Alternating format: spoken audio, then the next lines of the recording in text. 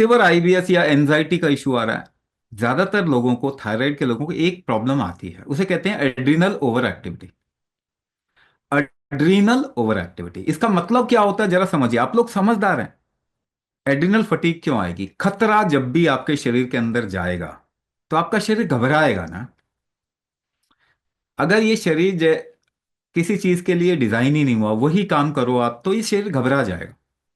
तो जब भी आप कोई केमिकल खाते हो, ये शरीर उस केमिकल का मैक्सिमम पार्ट बाहर निकालने के लिए काम करता है, यानी आपकी इम्यूनिटी को हाइटन अप, उठाता है, क्योंकि डर लग गया ना शरीर को, कुछ गलत आ गया, तो इम्यूनिटी बढ़ेगी।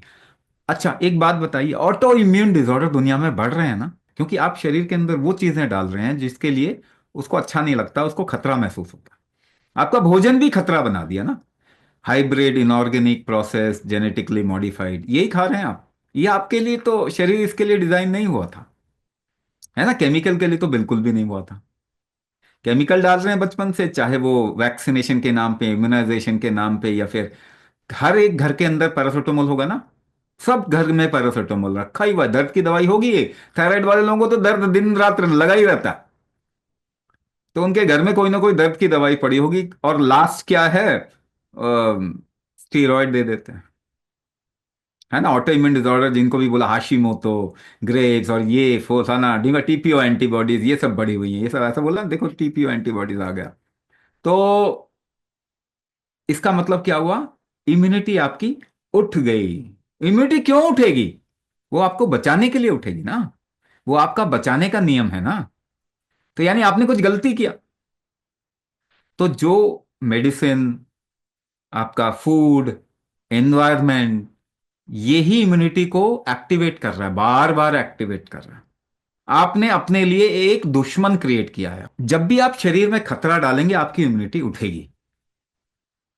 इम्यूनिटी उठने के लिए नियम है। आपकी किडनी के ऊपर दो एड्रिनल ग्लैंड हैं, वो कुछ कुछ बायो कॉम्प्लेक्स रिलीज करते हैं, जैसे एड्रेनलिन रिलीज करते हैं, जिससे आपका ब्लड प्रेशर बढ़ता, हार्ट रेट बढ़ेगा, ब्लड प्रेशर बढ़ेगा, थोड़ा शुगर बॉडी में ज्यादा आएगा, जिसकी वजह से आप बचेंगे, बचाएंगे। क्योंकि शरीर ऐसे ही जानता है ना, फाइट और फ्लाइट, लड़ना या भागना।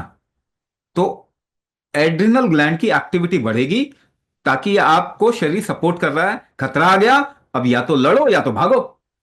मगर ना तो आप लड़ रहे हो ना तो भाग रहे हो, क्योंकि खतरा तो शरीर के अंदर ही डाल दिया आपने। तो एड्रिनल, बार बार एड्रिनल एक्टिविटी बढ़ती है। आपने डॉक्टर के पास गए, डॉक्टर ने कहा 2 गोली सुबह, 3 गोली दोपहर में, 5 गोली शाम को, बस आपकी इम्यूनिटी बार बार उठ रही। आप खाना खा रहे हैं, बोल रहे हैं नहीं जी हमको तो वो पैकेट वाला खाना खाना है ना। वो सबसे बढ़िया रेस्टोरेंट है, वहां जाके खाएंगे, उसका रंग एकदम अच्छा आता है, चिकन लाल लाल बनता है उसका। हाँ तो सब केमिकल खा रहे हो। सब केमिकल खा रहे हो। अच्छा, खा रहे हैं तो भाई आपका शरीर तो बचाएगा आपको, बचाएगा ना, उसका तो यही नियम है कि आप खतरा डालोगे बचाएगा। तो एड्रिनल एक्टिविटी बार बार हो रही है, इससे फिर ये फटीग हो जाता है। इसे कहते हैं एड्रिनल फटीग हो जाता है। एड्रिनल एक्टिविटी में टीएसएच भी रिलीज होता है। तो जितने लोगों का टीएसएच बढ़ा हुआ है, वो एड्रिनल ओवर एक्टिविटी की वजह से बढ़ा हुआ है, उसका थायराइड का कोई लेना देना नहीं है उसको। दूसरी बात, केमिकल खा के लिवर को डिस्ट्रॉय कर रहे हो। ठीक है, लिवर खराब है तो लिवर में ही T4 T3 में कन्वर्ट होता है। जिसका भी T3 T4 का इशू है ना, वो लिवर का इशू है। टीएसएच का इशू है, वो एड्रिनल फटीग का इशू है। ठीक है, ऊपर से आप प्रोटीन खाते हो खूब। प्रोटीन खाने के लिए शरीर डिजाइन ही नहीं हुआ। क्यों? नहीं तो आप पत्ते घास फूस खा रहे होते ना, इनमें प्रोटीन ज्यादा होता है। पर आप तो फ्रूट खाने वाले लोग हो, है ना, घास खाने वाले तो नहीं है आप। तो प्रोटीन कंजम्पशन के लिए शरीर डिजाइन नहीं हुआ, लेस प्रोटीन के लिए डिजाइन हुआ है। थायराइड का एक और मैं आपको बता रहा हूं, प्रोटीन से आपको एलर्जी है, ये भी थायराइड है। थायराइड का एक तरीका समझने का है, आपके शरीर में प्रोटीन प्रोडक्शन में गड़बड़ी आ गई और प्रोटीन से एलर्जी आ गई। तो इसका हैक क्या होगा? कम प्रोटीन की चीजें खाएं। थायराइड वालों को कम प्रोटीन की चीजें खानी चाहिए। ठीक है। दूसरी चीज, लिवर सपोर्ट सबको चाहिए। तीसरी चीज, मेटाबॉलिक स्ट्रेंथ सबका वीक है। चौथी चीज, इम्यूनिटी बार बार उठ रही है, एड्रिनल फटीग सभी को।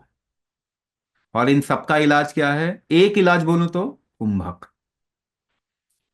ठीक है, बाकी सब सपोर्ट। इलाज क्या है? कुंभक। बाकी सब सपोर्ट, चाहे आयुर्वेदिक मेडिसिन हो, चाहे पंचकर्मा हो, चाहे वो नेचुरोपैथी हो, चाहे वो ऑल्टरनेट थेरेपी कोई दूसरा उठाते हैं, वो सब सपोर्ट है।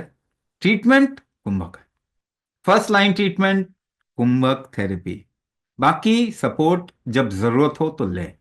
नेचुरल सपोर्ट लें, वो जरूरी है। केमिकल सपोर्ट लॉन्ग टर्म में कभी भी नहीं लेना चाहिए, शॉर्ट टर्म के लिए लें।